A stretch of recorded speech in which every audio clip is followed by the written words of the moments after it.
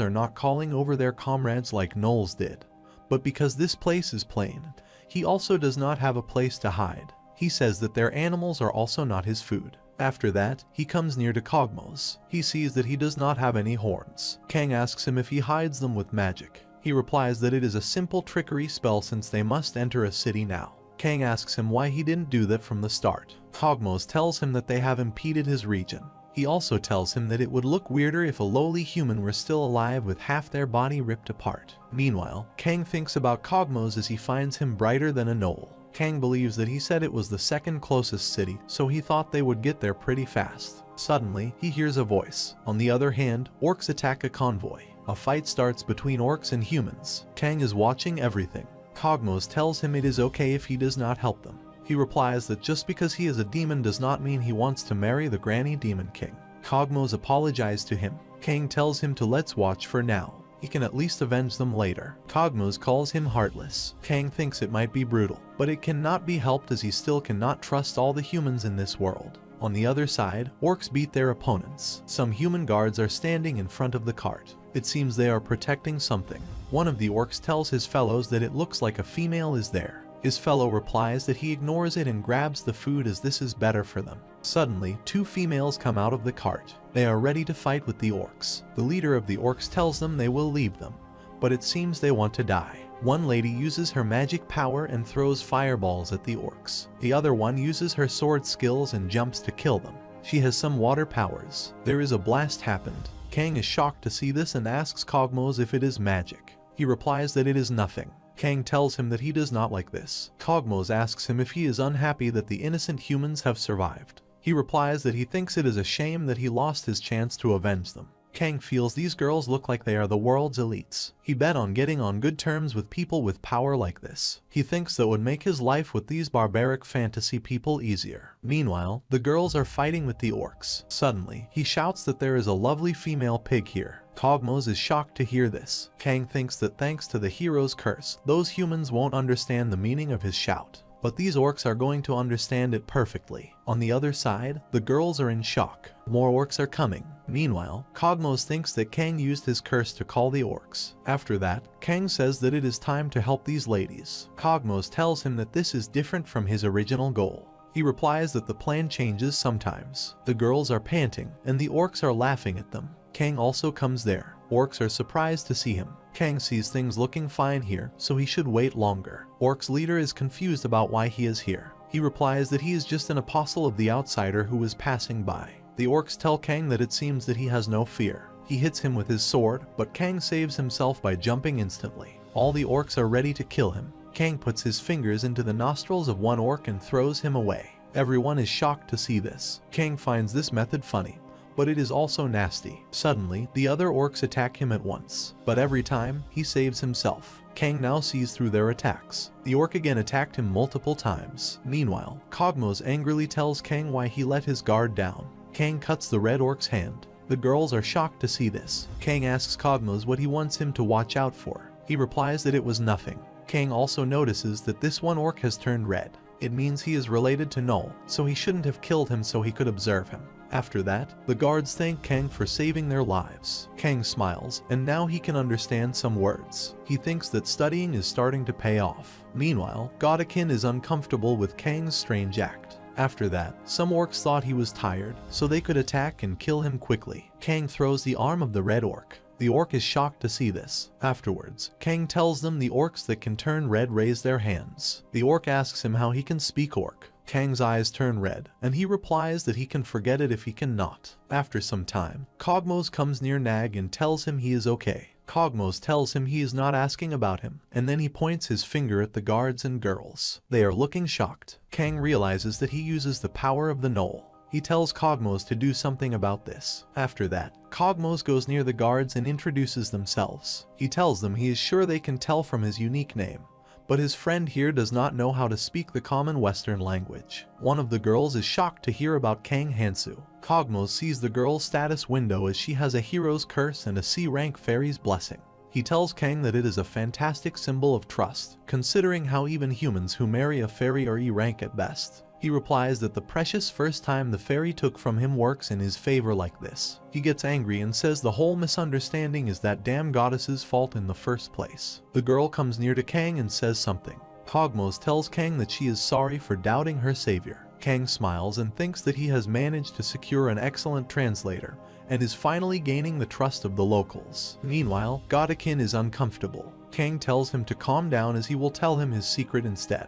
After that, at night, Kang is sitting near the bone fire. Godakin comes near and tells him that impotent is not a sin. He replies that it is all his blessing's fault. He guesses he should be glad as he is not upset anymore. Kang thinks that with this cheat-like blessing, there is a pro that's also a massive con. It is that all statuses return to normal. He becomes sad and says it has been a while since he has not done anything. Suddenly, a lady comes near to him and calls his name. Kang sees her and thinks that her name is Julia. She is a noble lady who attends a famous fantasy academy. He says that this is a bit of a pickle. His damn translator's already asleep. Meanwhile, the lady sits far away. He wonders why she says his name and sits away, or she wants to tell him to go away. At the same time, the lady is staring at him. Suddenly, she again wants to say something to him. She showed him her dagger. Kang thinks that she is telling him to show his powers, too. After that, Kang shows her his hand with null power. She is in shock to see this. Suddenly, she came near to him and repeated something. She is looking worried. Kang does not know what happened to her. He thinks that maybe she is angry to see his dagger as it is small. After that, the lady goes away. Kang says that a woman's heart is hard to figure out. Meanwhile, the Godakin laughs at him and says that someone impotent does not need to know. On the other side of the temple, the guards stop Hanwoo outside the dormitory. He tells them they cannot stop him as he is also a hero. The mage master replies that he is a failed hero. He is shocked to hear this. He also tells him that he also left the temple, and having lost his support, he has 3 options. The master tells him that the first is to receive the Independence Fund and give up, in which case he is no longer allowed to claim himself to be a hero, and if he's ever found breaking that, he will be executed. Kang is so sad after hearing this. The master tells him the second is to return to training. However, he can only be supported once he shows a promising score. Hanwoo thinks he will be made fun of by all his classmates. He is now curious about the third option. The master tells him that the third is to entrust his body to the temple. From finding a noble for him to marry to retirement, he will take care of it all. He also tells him, however, that he is not allowed to leave the temple till he dies. He replies that he will pick the first one. Hanwoo thinks that he cannot live the rest of his life trapped. After that, the master gives him a contract and tells him to sign it. Hanwoo asks him why they need a warranty for this purpose. The master tells him that it will be wrong if a hero who leaves the temple ruins the reputation of the rest of the heroes, so it is a safety device of sorts. After that, he gives Hanwoo some independence funds and a few identities to replace his identity as a hero. After receiving the fund, Hanwoo is happy and says it differs from the novels. The master is surprised. Hanwoo tells him he was talking to himself, so ignore it. Hanwoo thinks the main character who abandoned the kingdom or temple in the fantasy novels was viewed as a hypocritical evil. After this, Hanwoo asks the master if he can use this money however he wants. The master allows him. After that, coming out of the temple, Hanwoo thinks getting together with a noble girl is tempting. He thinks his path is different as he is going the way of a real hero. After that, he goes to the slave market. On the other hand, the helper comes to the saintess and tells her that hero Hanwoo has deserted his mission. She thinks the number of heroes will continue to decrease, but it will be a problem if they do not fall. There are 2 saintesses in the continent of Fantasia, but once the real fight starts, she has to bear it all herself. After that, the saintess asks her helper while visiting the fairy kingdom, and she hears that the number of the gnolls has decreased. She replies that it is said that a mysterious order of knights eradicated the gnolls in the forest. The saintess is surprised to hear this. She replies that they think that it was a small, elite squad that mastered the same swordsmanship.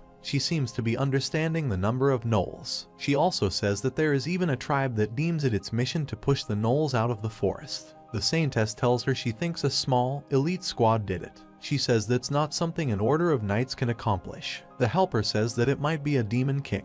The saintess is surprised. Instantly, the helper apologizes for her slip of the tongue. The saintess tells her that a sudden judgment can be dangerous, but this crisis rivals an invasion from a demon king. She tells her to look into it and see if a demon king is involved. After that, the helper leaves. The saintess thinks this is the edge of the west. The great demon king and most demon kings are in the east. A few demon kings are active in the central area of the continent, but they are not the type to do stuff in the shadows. It would be nice if they had spare resources to investigate this matter. Suddenly, a mage master comes there. He tells the saintess that it is a communication from the academy. He tells her they said they would like to invite the heroes to commemorate the school break. The saintess is shocked that the academy also knows about the summoned heroes. She asks the master how this information leaks. The mage master tells her a student can hero Hanwoo's status window at the mercenary guild. She sighs and says that letting him act alone was a mistake. She thought he would quickly tire out and come back.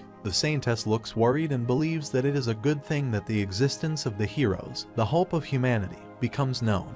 But they are still far too weak. She also thinks this could be an opportunity for the heroes to meet a teacher or a student who could be a valuable comrade for them. After that, the saintess tells the mage master of the academy that they will review it favorably. Suddenly, a knight arrives quickly and tells the saintess he has something to report to her. The knight tells her that they found a bag that's thought to be a hero's personal belongings. The saintess is shocked to hear this. On the other side, Cogmos and Kang are sitting in the cart. Kang says these girls are mercenaries. Cogmos tells him that it is obvious. The guard says something to Kang. Cogmos tells Kang that he is asking how strong he is despite being only level 1 and what his training method is. Kang smiles and says it is a superficial reason to talk to someone. Cogmos asks him, so he should translate that as he is uncomfortable with their degenerate greed. Kang stops him. Cogmos tells him that he does not have to hold back as asking about people's training methods is rude in the first place. He also tells Kang that though a body is an asset for a mercenary, they tend to be shameless in that regard. Kang replies that it is okay for a mercenary to be shameless. Cogmos tells him that he does not twist his word. He tells him that it is not a lie that always works. It is pretty standard for them to fight over a quarrel and die. Suddenly, Kang sees his status window. He is in a sock. The experience penalty that inhibits his growth only applies to hunting and achievements. It does not apply to experience gained through other means. After that, Kang asks Cogmos what he has to do to become a mercenary. He tells him that he has found a way to become stronger. After some time, they reach the city. Kang is so excited. Suddenly, he becomes sad. Cogmos asks him why he is not happy. He replies that there is a rotten stench. Cogmos tells him that all sorts of people gather around the city entrance, and it is natural for people to be unable to wash while in transit. He also tells him that besides, he is not one to speak. He smells the worst, having bathed in orc blood. Kang tells him he cannot believe how easily he says such hurtful stuff to him. Cogmos angrily tells him that he is not one to talk. After that, Kang tells him that those mercenary bros disappeared when they got to the city. Cogmos says there is no need to miss them, as mercenaries have apparent movement parameters. At the same time, Kang is left behind and wants to try the food. He is looking happy as he finally gets the fruit. Cogmos tells him that he even does not feel hungry. He tells him they should hear about the business before this, as the ladies are waiting for him. He replies okay. After that, the girl says something to him. Cogmos translates it and tells him she wants to repay the favor for saving her life, so she suggests they book the same inn. Kang replies that he is in with them. Meanwhile, Godakin is not happy at all. After that, Kang asks him when they will go to the mercenary guild. He replies that if he does not want to be chased out as soon as he enters, wash up first. After some time, in the inn, Kang freshens up. There is a slime who is cleaning Kang's clothes. He says it is like a natural washing machine as the slime eats all the dirt on the cloth. He likes them. Cogmos tells him that the educated slimes are expensive, so he does not even think about sneaking them. He tells Kang that they are worth their weight in gold. After that, Cogmos tells him to stop playing with them and get changed. He replies that he does not have any good clothes. Cogmos means to him that the gentleman should arrive and wait before the ladies come. So that's why he already bought clothes for him. After some time, Kang is standing outside the inn. He is not satisfied with his dressing and gets annoyed. On the other side, Cogmos is having fun with the ladies. Kang is slightly jealous of him and says he hopes he gets some divine punishment. Suddenly, he notices that the ladies are also there. People are shocked to see them as they look beautiful. She says sorry to them for being late. Cogmos says they have just arrived, so do not worry. Meanwhile, Kang is so annoyed with them. Kang tells him to ask her to eat something delicious first. Cogmos tells them he knows a restaurant, so they must go there. After that, Julia says something to Kang Han Soo. Cogmos translates it and tells him that a meal sounds good, but she wants to go where he wants first. Cogmos is not happy at all. Kang smiles and tells him to tell her that he also wants to eat. On the other hand, Hanwoo is reaching the slave market. He is shocked and says how the slave market stands so proudly. Suddenly, he sees a muscular man but an enslaved person. After moving from there, he thinks he would be perfect to use as an errand boy.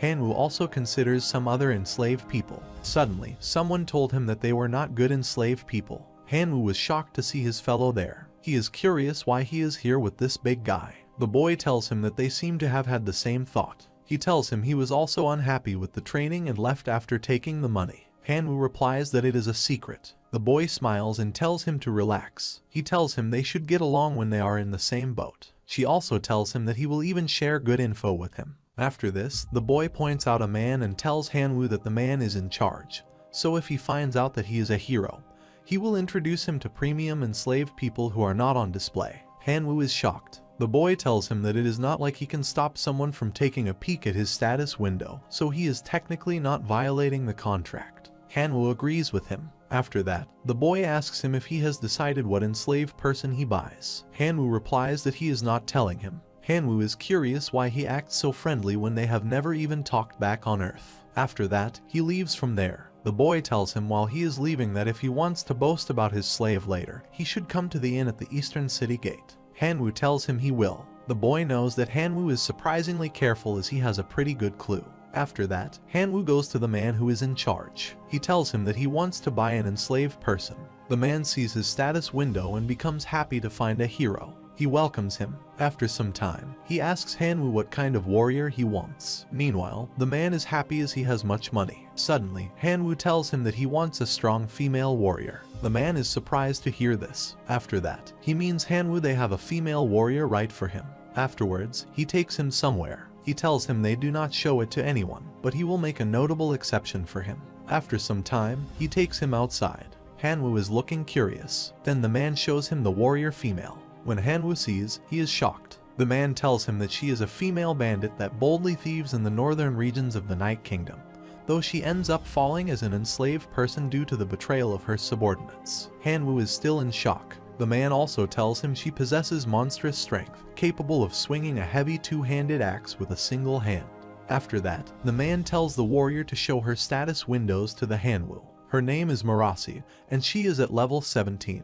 She has so many blessings with the slave curse. The man tells Hanwoo that the curse of an enslaved person is given to someone who swore to God to forfeit all their rights. He also tells him they can never betray him if he makes a proper order. Hanwoo is a little bit worried. The man laughs and tells him not to worry about the price. He has no intentions of making a profit against a hero. Hanwoo replies that he wants a strong yet slender female warrior. The man replies that since he has the blessing of magic, he needs a reliable shield to protect himself while casting his spells. Hanwoo replies that he is right but wants to pick one himself. He thinks that he is sure that a special blessing will make things work out somehow. The man permits him. After some time, Hanwoo returns and tells the man that he has finished picking. He comes with the 3 females. The man tells him that they are girls who are slender yet still more robust than him. The lady with red hair is Lusa at level 6. She has a charm blessing. After that, the man tells Sira, Kana, and Lusa that she will annul all orders he has given them, and from now on, Hanwoo will be their new order. The man tells Hanwoo that the ownership transfer is complete since he destroyed his contract. He tells him to give him clear orders as there are times when enslaved people will murder or run away from their owners. Hanwoo gives him money and tells him that he will keep that in mind. He thinks that the ladies will never betray him when he takes care of them with love. After that, Hanwoo tells the ladies to follow him as they must buy weapons. They all obey him as he is their master. Hanwoo smiles. On the other side, Kang is struggling with something. He thinks that eating and coming back to the mercenary guild went fine. He would stick to something like this as he has also learned his letters. He didn't expect a signature to be required to register at the mercenary guild. He is so annoyed that he cannot have someone sign for him. Cogmos comes near him and tells him there is no need to be embarrassed as many mercenaries cannot write their names. He gives him the paper and tells him to copy this one as his signature. Kang Han Soo is reported on the form. Cogmos also tells him it might be because of the hero curse, but copying is laborious. 10 minutes later, finally, Nag did it. He looked excited. Cogmos is laughing to see this. Kang needs clarification. Meanwhile, the receptionist takes the paper from Kang and tells him she will finish his registration. Suddenly, Kang gets a mercenary blessing with a D rank. Cogmos smiles and tells him he is a null rank mercenary on his first evaluation. He also tells him that he should thank the 2 ladies over there. Cogmos tells him that they vouched for his skills with their mercenary ranks. Kang tells him to sit thanks from his side. Kogmos replies that he should at least do that himself. After that, he tells Kang he will buy him a children's picture book later. After that, the ladies come near to them. One of them gives something to Kang. He is looking curious. Kogmos tells him that he reads this as his first mission and that it says orc subjugation. He tells Kang it is a simple mission to suppress their reproduction and reduce their numbers. He is rewarded depending on how many orc noses he brings back. Kang finds it a sweet gig. He is happy and thinks he has these pretty little ladies to use as orc bait. The ladies have eyes on Kang. Meanwhile, Godakin asks him if there is another slaughter. He replies not at all. He says this time, it will be destruction. After some time, Nag and his girls are fighting with the orcs. Julia is beating them. Suddenly, an orc grabs her from her face and puts her down with force. He is a little bit injured. After that, the other girl tells Julia to put her head down. She throws a fireball at the orc. She asks her if she is okay. Julia thanks her for saving her life. The girl tells her not to push herself too hard as she will face many challenges in the future. Julia replies that it is okay as she can handle this much. Instantly, they notice that the orc is alive. They are both shocked to see him. He is going to kill them. Suddenly, another orc hit his back, and both orcs fell. They are dead now. Leisha thinks she met all kinds of people as the daughter of a count, like kings, merchants, knights, mercenaries, and fairies, but none of them has been as unique as Kang Han Soo, who is currently slaughtering the orcs. On the other hand, Kang is killing the orc with his null power dagger. Despite having the hero curse, which can lead to suspicion of being a demon, Kang also has the fairy's blessing, the best certification of one's identity. Meanwhile, the orc is frightened by Kang. Kang killed him. The girls cheer him up. After some time, the orcs are running away from Kang for their lives, but he is chasing them. He is going to kill them, but suddenly, Leisha shouts and tells him to stop and rest, please. Kang is surprised to see her like this. She sits down and thinks about Kang. It would be an exaggeration to say he annihilated all the orcs in the area, but didn't sweat. Suddenly, Julia came near and asked Leisha if she was okay as she was looking tired. She tells her she is surprised when she asks for a break first. Leisha replies that she is also looking ridiculous with her legs shaking. Julia is little but embarrassed. She tells Leisha that Nag is fantastic. She answers it is so, as he claims it is due to his blessings. Julia tells her that she is talking about his talent. She tells her that she might not be able to see it because she is a mage, but his swordsmanship is insane. She needs clarification, so Leisha needs help finding the right words. After that, Julia tells her that Kang is using dangerous, unstable swordsmanship and can destroy his whole body if he makes even the slightest mistake, and he is doing that all day. Leisha is shocked to hear this and asks if it is possible. She replies that she is unsure, as she was also called a genius while growing up. On the other side, Kogmos tells him they should rest. He also gave him that book, which is a step-by-step common language picture book. Kang is reading the book. The girls are watching him. After that, Julia tells Leisha that she has reached level 15. Leisha is slightly sad as the gap between her and Julia grows. Student is a system where the higher someone's rank is, the easier it is to level up, and the higher someone's level is, the easier it is to get a better grade. But if the ranking falls, someone loses all the benefits. After that, Julia tells her she will aim for B rank this time. Leisha gets shocked and tells her she gets hurt from pushing herself too hard. She replies, do not worry. It might have been hard if it was just them, but they should be fine this time. She thinks about Kang, as he focuses only on hunting but is overly preoccupied with their safety. Leisha tells her she thought she said she was not interested in men, but she sees that she was overseeing him. She replies that it is not like that and that observing another person's movement is necessary for a sword. On the other hand, Kang finished the reading. Suddenly, he tells them they should go. They are surprised. Meanwhile, Leisha is observing him and thinks that as a mage and scholar, this man that both a rash simpleton and hard to understand. He piques her curiosity greatly. However, she guessed she should teach him to speak with girls first. On the other side, in the temple, the knights and the mage master give the bag to the saintess. The saintess is watching the bag. They open the bag and display the stuff. The saintess says that these objects are not from here. The mage master says that this is an exceptional printing skill. She asks them where they found this bag. He replies that they found this bag in the Knoll Forest where the heroes trained. He also tells her about the knight who found out. She asks the knight, including him, how many people currently know about the existence of this bag. He replies that he and the commander of the knight know about it. After that, she asks him about the chances the commander reported it to Prince Alsus. The knight replies that there are none, as he was immediately ordered to say to her. Meanwhile, the saintess thinks that she has assessed all the personal belongings of all the heroes at the temple. She has also done the same for all the heroes who have left the temple. After this, she appreciated the knight for his brilliant job. She tells him she will ensure he can serve the temple all his life. The knight is looking happy. She also tells him that he must forget everything about the bag, and if he does not, he will get the death. He obeys her. After that, the priest and the knight leave. After that, the helper of the saintess is also there. The saintess tells her she has already listened to everything. She grabs a badge and orders her to learn the letters from one of the heroes at the temple and figure out how this is pronounced. The saintess also tells her that she must not have her intentions revealed. The helper replies that she will keep it in mind. At the same time, the saintess thinks that the existence of this bag is clearly the mistake of a god,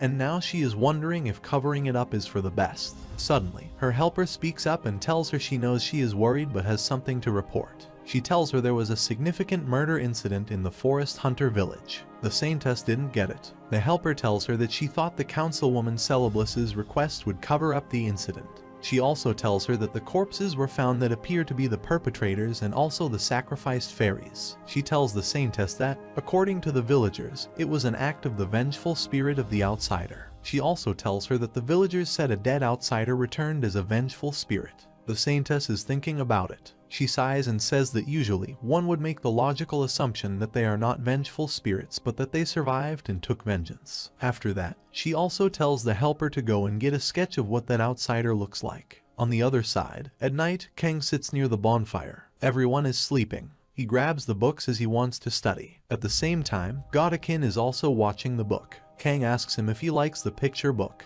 He replies that he likes it. Kang asks him about the other gods. He replies that he is still determining the other gods. Kang tells him he must know where the other gods are to avoid them. After that, he points out some direction and means Nag that most gods are in that direction. Kang thinks the order would be near the temple that Cogmos mentioned, and the saintess that serves the evil goddess should also be there, so he should quickly run away to the northeast. He also thinks she should avoid them until he is strong enough so he can fight with them. Suddenly, Kang notices something weird. He tells Godakin that humans have surrounded them. He wakes up Cogmos. He means Cogmos that humans have covered them and are around the same level as these ladies. Cogmos also realizes that Nag is right. He asks him how he can approximate their levels at this distance. Kang replies that the gnolls could do that, too. After that, Kang wakes up the girls. Instantly, they wake up and are in shock. Kang shouts and tells them that the people are here. The group leader comes forward and says something in his mother language. Cogmos tells Kang that the man wants him to hand over his spoils from monopolizing all the orcs in the area.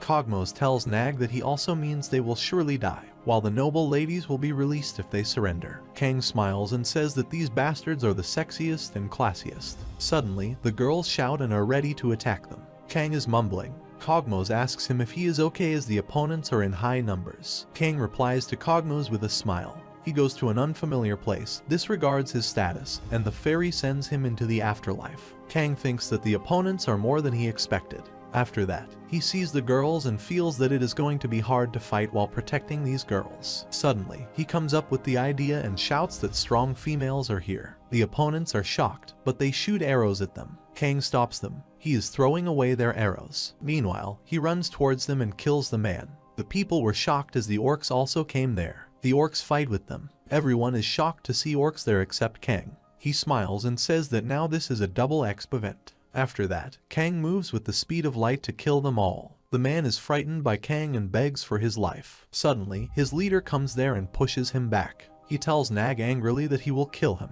Kang replies that he is impressed as he is still okay even though he struck him. The man uses his powers so he can attack Kang. Suddenly, an orc comes there. He will kill him, but the man's subordinates instantly come there and kill the orc. After killing the orc, they all team up and run towards Kang to kill him. Kang uses his null power dagger to kill them, but the leader attacks him from behind. The man smiles after hitting him. Kang tells the man it is a shame for him. The man gets scared of him. After that, Kang ran his hand across his body. He killed him. Afterward, he sees the girls. He considers both girls fighting with the men and doing well. He realizes that both girls are looking busy. They kill everyone there. After some time, he comes to the market with orcs' noses. He tells the lady these are enough. She is shocked to see so many orcs' noses. Kang says he could have gotten more without the nobles' ladies. Cogmos tells him he is dumb as they are nearly dying from exhaustion. Kang replies that he knows. He means Leisha that he has completed the proof of request. The girls are happy. Cogmos translates the girls and tells Nag that they are saying they leveled up 2 whole levels while hunting with him. Julia is at level 16, and Cogmos is at level 20. Kang smiles and says even a mediocre demon like this guy is level 20. He wonders how much he has gone up. Kang is at level 1. He asks Godakin what the world is going on here. Meanwhile, Godakin is staring off into a galaxy far away. The world in the beginning was empty. Stars formed in the open world, and after a long time, living beings were born. This is a tale about a certain god. The living beings soon started finding out about it. People started praying to God, and hence it became a god. The reciting beings wanted God's help, and by giving them support, God felt the reason for existence was worthwhile. However, more gods appeared over time, and they helped the living beings in each of their ways like it was a competition. As the reciting beings received the grace of the gods, they progressed in various ways. But the countless lives that could not come to terms with each other fought violently and died in vain.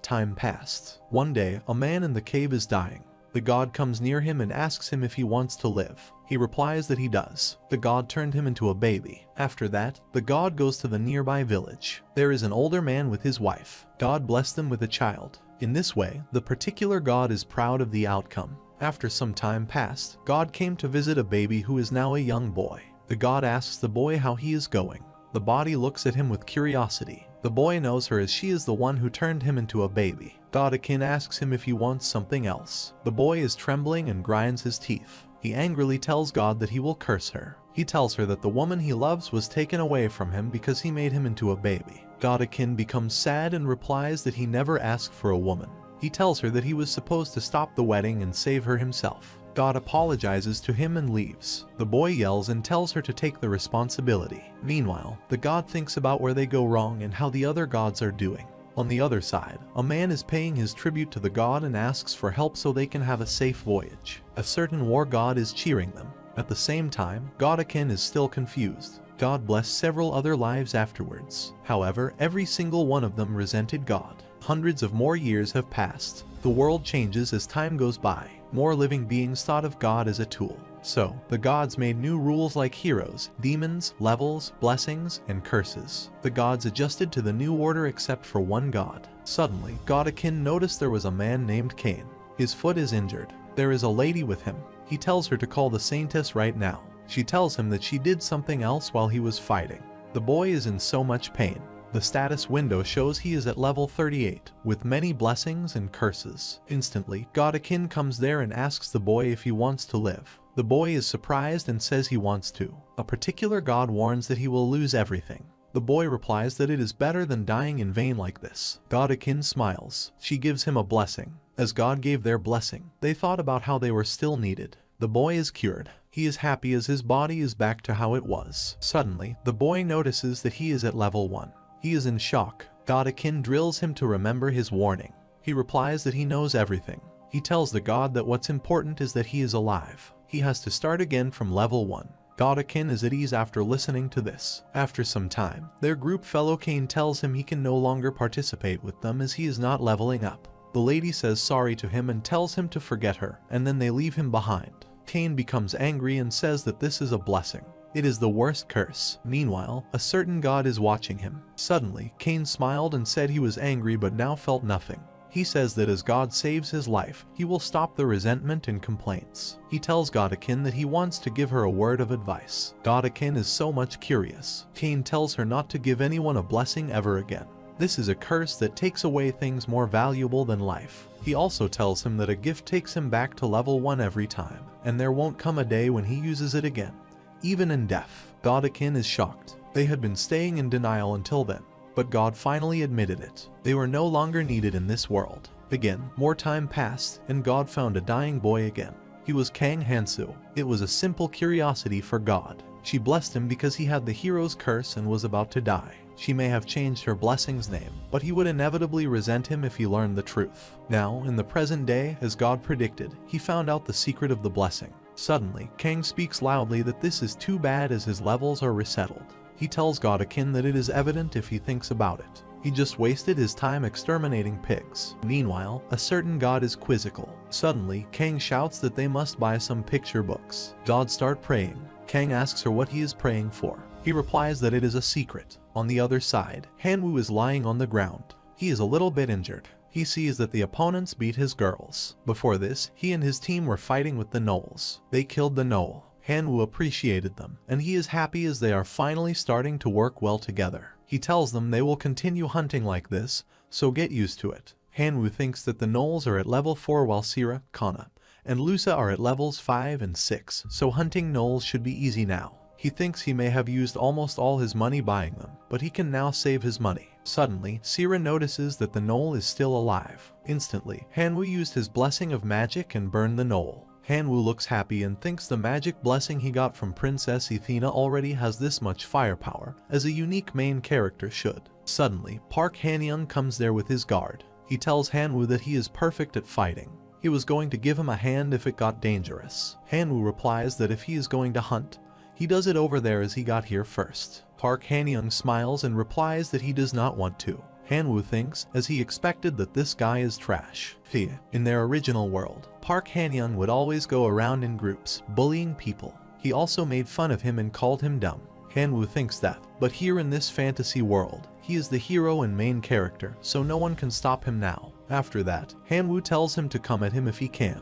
Park replies that he is ready for it. They are all ready for a fight. Park's slave runs towards them. The girls are frightened to see him. He looks horrifying. Han-woo tells them to go on defense while he gets his magic fireball. Suddenly, the enslaved person punches them one by one. Han-woo is shocked to see this. Park tells Han-woo that it seems he gets what's going on now. Han-woo is angry at him. He asks him if he is using tricks. Park replies that it seems he cannot see that his slave's level was just overwhelming higher. Park has an evil smile and tells him he already told him to come at him if he can. The girls are frightened of him. After that, he tells Han-woo to declare that he will hand over his slaves to him.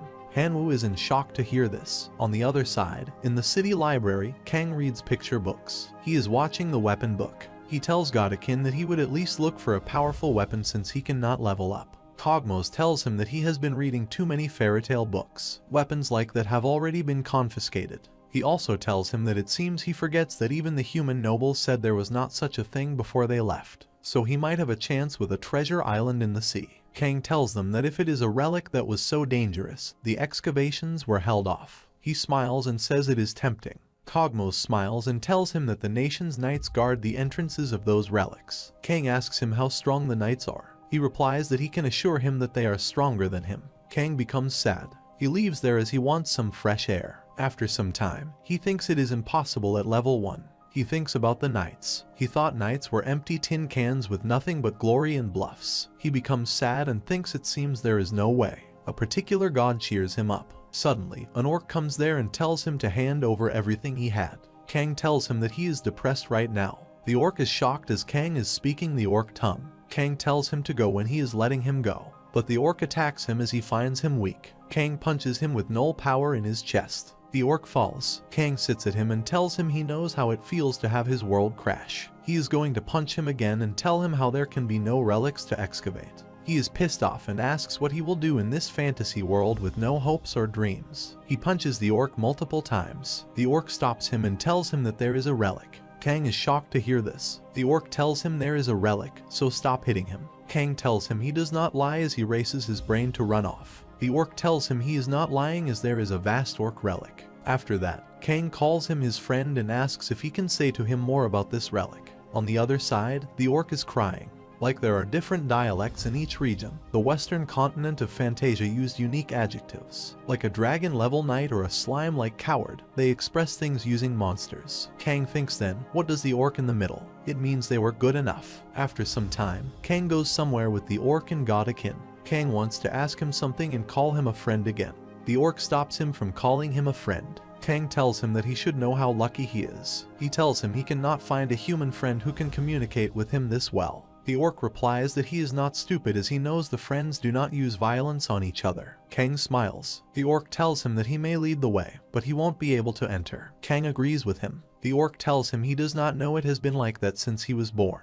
After that, he tells him they are here as the relic is before them. Kang is surprised and happy to see this. Suddenly, he sees nothing there. When he deeply observes, he sees that there is a relief. The orc is satisfied that he is leaving here. He thinks that Kang is not with him anymore. Meanwhile, Kang is shocked and says he had not seen a city this big earlier. The orc is shocked to see him there. He asks him how he can be here. Kang replies that he is the one who brought him here. The orc tells him this is an orc sanctuary. Only those below level 9 can enter. Kang smiles and says there is no problem, as he is at level 1. Suddenly, the other orcs throw spears at Nag, but he saves himself. There are so many orcs, and one of them tells Kang that he blames himself for entering the orc sanctuary. He tells Nag that stepping foot here means he is a level 9 at best. The orc tells his fellows to be careful with Kang as he is so powerful. At the same time, Kang tells them to feel free to stop him. He runs towards the orcs. His eyes are sparkling. They are shocked to see him as Kang is flying. On the other side, Godakin is praying for the lives of countless pigs. Kang hides from the orcs. They cannot find him because of the smell of their people's blood. Conversely, Kang tells Godakin that this will not end anytime soon.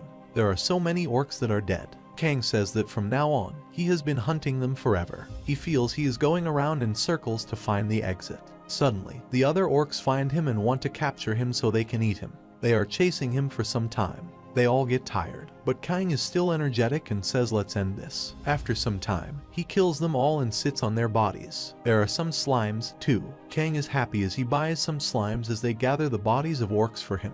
Kang is waiting to see if any change has happened. He sees his status window and finds that his slaughter is now at rank C, but he gets a new curse massacre. This curse means the orcs he killed will haunt him in his dreams. He was slightly worried, but later he was relaxed as he didn't sleep. Kang says that his curse got more muscular and another curse was added. He tells Godakin that this is too much for him. After that, he tells God that the cost of saving people is a curse, so he finds it unfair. A particular god replies that he should look at it from the orc's side. Kang thinks he brought together all the people captured by the orcs whenever he saw them. The people are saying something to him. Kang stepped down and felt that he should bring Cogmos with him. After that, Kang calls an orc who is playing dead. He tells him he knows that he is alive, so come up here. He asks the orc how he leaves this place, as no matter how much he walks, he ends up in the same spot. The orc tells him that this city has a different entrance and exit, and the city's center is the only exit. Kang is curious about this. He thinks he should go to the center, not the outskirts. After some time, he comes near the point and thinks this is the exit the orc was discussing. He sees the place and says that there does not seem to be anything special. He believes he should use some magic to open a portal since it is a fantasy world. Suddenly, a light came from the point. There is an orc. He tells Kang that he is the human who destroyed their base. He tells him to answer his question. Kang thinks that he is an orc as his entrance is considerably fancy. Kang knows that this orc is more potent than him. Kang tells him that he asked to move the orcs, but they didn't. The orc leader tells him for this only reason. He massacred 300,000 orcs. He tells Kang that he is the guardian of the city and the orcs. He tells Kang that he will not let a single human who knows the secret of this city escape. Kang puts down his bag and tells him it is better for him as he finds a guardian. Kang is ready to fight with him. He tells him that guardian means there is a treasure to be protected. Kang jumps and uses his null power to attack him. Kang thinks he will give it his all in one blow. The guardian of the orcs is also ready for the fight. He throws his spear towards Kang. Their energies collapse. Kang discovers that his orc is on another level compared to the other orcs. The guardian cuts the Kang's hand and injures his one eye. Kang fell. The guardian is impressed with him and tells him he instantly dodged a fatal hit. He also tells him that he will not stop there as he will now pay the cost of his people's 300,000 lives. He also tells Kang that he does not think that he will have an easy death. On the other hand, Kang uses his powers to recover himself. He smiles and tells the guardian that he is a fantastic judge. The guardian is shocked to see him. The guardian tells Kang that he knows he has something he is relying on. He asks him if he is immortal. Kang replies that it is like something. The guardian tells him it does not matter as this pace is the only exit. He tells him that whether it takes a century or a millennium, it does not matter. He will trap him in the city until he dies of old age. Kang replies that it seems he has nothing to do. Kang is thinking now about what he should do in this situation. On the other side, Eubora is sitting in her room. Arya comes there. Arya tells her that she is at level 7 and she is fantastic. Eubora replies that it is all thanks to his blessing. She didn't get the hero's blessing with her efforts. She replies that she had also had a noble's blessing since birth. Eubora sees her status window. She is a little surprised. Arya tells her that it proves she is the Duke's daughter, a rank noble. Eubora tells her that it is fantastic. She thinks that it is a blessing that gives her exp for free. Arya tells her that even though it is an insubstantial blessing because she has no dependents, she was once harshly scolded by her mother because she thought she did not deserve the blessing. She also tells Yubora that she fiercely dares her to repeat what she said to the countless people who sacrificed everything to acquire this blessing. Yubora tells her that blessings come with responsibilities. She thanked her as she gave her a good lesson. After that, Arya asks Yubora if she thinks the hero, Oh Han-woo, will be okay. Yubora asks her if she likes him. She replies that she is not sure. Suddenly, the door knocks, and someone tells them that the Saintess is coming there to meet Yubora. Arya is shocked to hear this. After that, the Saintess comes into the room. She apologizes for coming into the room at this hour of the night. Yubora greets her and asks her what business he has with her today. She replies that she came by to chat. After that, the Saintess tells Arya to bring some tea for them. After some time, Arya serves them tea. The Saintess asks Yubora if she has any trouble living here. She replies that she has not had too much trouble. The Saintess tells her she is happy as she has adjusted well in Fantasia. Yubora feels that she has been sent to the teacher's office. The Saintess means that the heroes are competing against each other right now. She also tells her that she is concerned about the trouble caused by the competition. The Saintess tells her that if she sees any indication of it, she hopes to let her know before they become fallen heroes. Both Arya and Yubora are shocked. After that, the Saintess tells them that before long, heroes corrupted with blessings and seductions will appear. Yubora asks her what happened to the fallen heroes. She replies that the heroes are still heroes, even after they fall. They are still usable, so they do not kill them.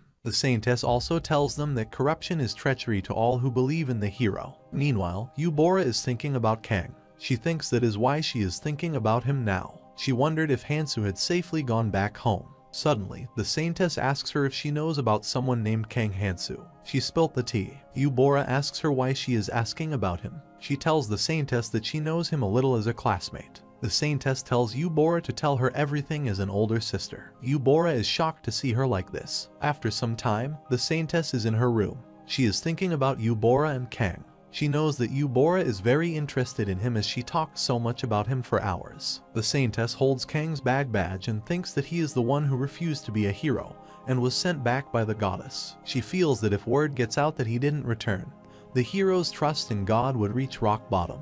The Saintess also thinks it would not be an issue if he died. All she would have to do is hide the evidence. She is a little bit worried if Kang Han Soo is alive. Meanwhile, a certain arrogant god of benevolence watches over her. The Saintess is shocked. She starts panting. The god of heroes knows all their locations because they gave the blessing. She knows that if she cannot find Kang Han Soo, the Saintess thinks that it seems there is another god in the way. She believes she must see him and erase every ounce of evidence. The most urgent business to take care of would be to launch a search network without letting anyone know. Meanwhile, Godakin is watching the Saintess. She peeps her plan and then leaves from there. On the other side, Kang is fighting with the Guardian. The Guardian asks him how long he will endure this pointless struggle. Kang replies that until he dies, he is going to keep constantly trying to kill him.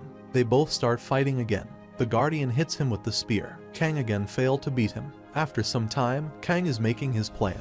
He is observing the Guardian's attack. Suddenly, a boy named Bruce comes there. He is at level 9. He was the temporary leader of a group of indigenous people saved from the orcs' hideout. Bruce says something to Kang, but Kang does not understand him. Suddenly, a girl comes there. Bruce runs away as he is frightened by the girl. After that, Kang tells the girl she can do whatever she wants. He again